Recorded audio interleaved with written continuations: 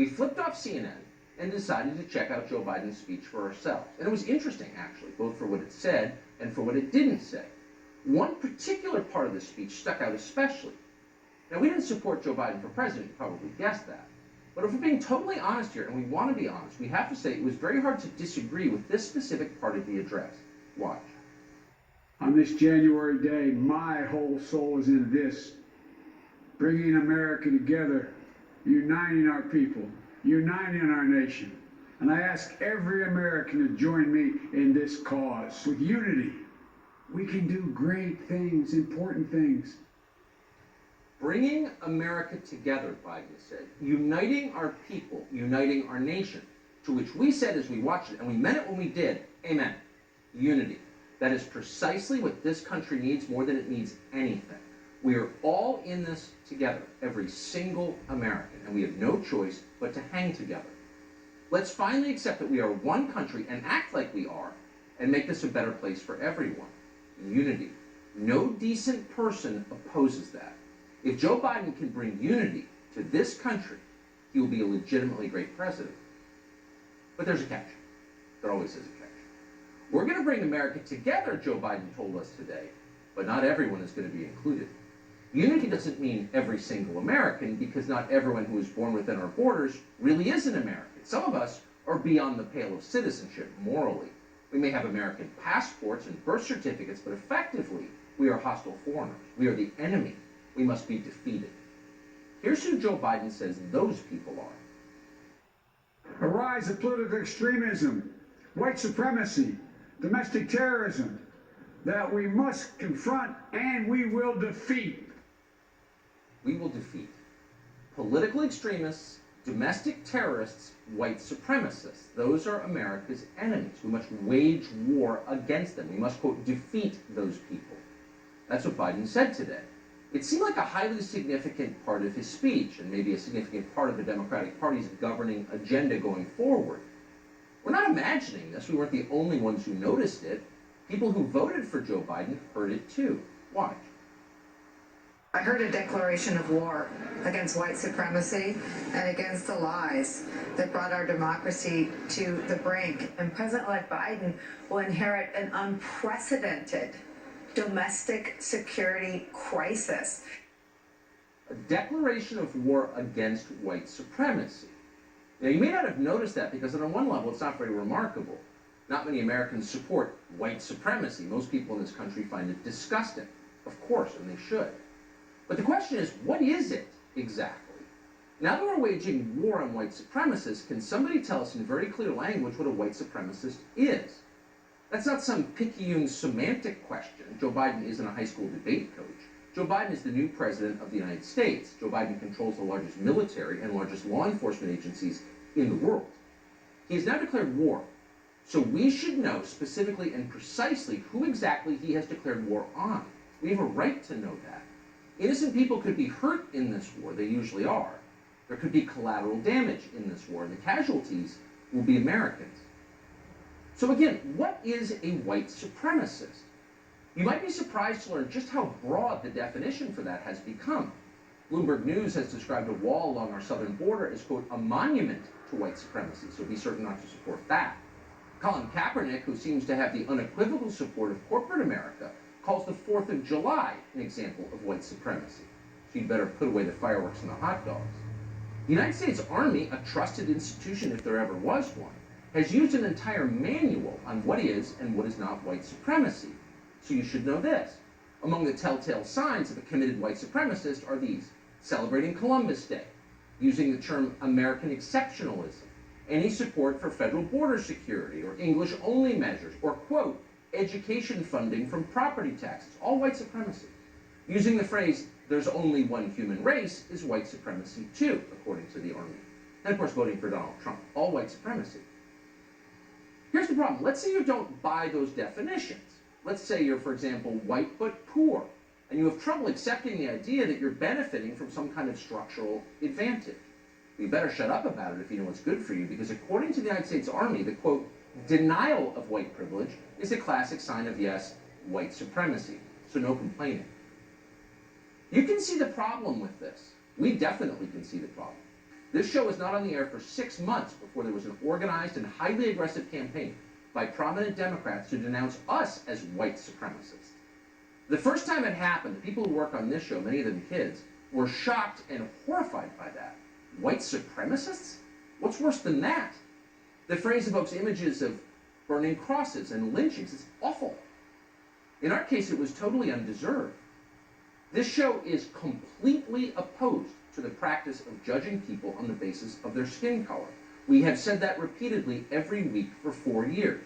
No show in all media has said it more or meant it more sincerely.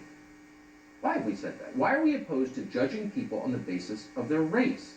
Not simply because we were taught to oppose doing that, though we were, but because it's immoral. And it's immoral because we believe in God. That's the real answer. Believing in God doesn't make you a good person, unfortunately. But believing in God does answer the question of where we came from. God made us. That's what believers believe. Once you understand that, it is impossible to think that any one race is inherently better or worse than any other race, because God made every person. God assigns identical moral value to every individual. God cares about all of us equally. So we are judged by what we do, not by how we were born. We really believe that. Most Americans really believe that. It's not an accident that Martin Luther King was a Christian minister and that Joseph Stalin and Mao Zedong were not. Secular leaders are the ones most likely to count their populations by race and then to embrace collective punishment. Through history, they often have. We've said all of that before on the show many times. So the question is, why have they kept denouncing us as, of all things, white supremacists? We thought a lot about that. You should think a lot about it too, now that the Biden administration has declared war on people they claim have white supremacist ideas. In our case, it all started when we began criticizing the people in charge. Other channels fill their air with attacks on so-called Proud Boys, whoever they are, or the QAnon enthusiasts, or gun owners in central Pennsylvania who fix air conditionings for a living and tend to vote the wrong way. They go after those people, and you can see why. Attacking those people isn't hard. None of them have real power. They don't, let's be honest, they don't. But private equity does have power, a lot of power. So does Google, so does Citibank, so does the government of China, so does even silly Alexandria Ocasio-Cortez with her massive social media accounts. Those are the people who run our country. They don't like to be criticized. On the other hand, they don't care to defend themselves directly with reason and fact. Often they can't do that. So instead they denounce you, your critics, their critics, as white supremacists. And then they just ignore what you say. Fine. We've dealt with this for years. We're used to it. It no longer hurts our feelings. We understand what's going on. But there's a new regime in power starting today, and they seem to be planning to accelerate things dramatically. They're getting the FBI and the Pentagon involved in this hunt for people who may criticize them. That's a very big change, and you should understand what it's really about. Jason Whitlock is a journalist. We're always happy to have him on the show. Jason, thanks so much for coming on tonight. No one ever says this, but I think it's true, that the bulwark against white supremacy, supremacy of any kind, racial supremacy of any kind, is faith. And that people of faith are far less likely, in fact, they're commanded not to judge people on the basis of how they were born. Why does nobody say that? Tucker, I'm so glad you're going there because you're speaking the absolute truth. This is secular values blossoming and coming into power, and the left and this power elite, I just can't blame just the left, political elites are demonizing the people they are supposed to represent. This is an attack on the American people. Black people, as I said on Monday, are being fooled into thinking this is some sort of defense of us. It is not. When you start talking about basically a war on white supremacy, basically a war on people that you disagree with politically, because that's all this is. Whoever the left disagrees with gets painted as a white supremacist. It's happened to me. I'm black. I'm proudly black with 2 black parents, black siblings. I'm in no denial. I'm proud of being black. But now because I express conservative values, conservative non-political values, I'm seen as a friend of white supremacists. I'm a white supremacist. anybody that disagrees with the left is a white supremacist. And now with this war on white supremacy, just like the war on drugs was an attack on the working class and poor, we're about to see it all over again.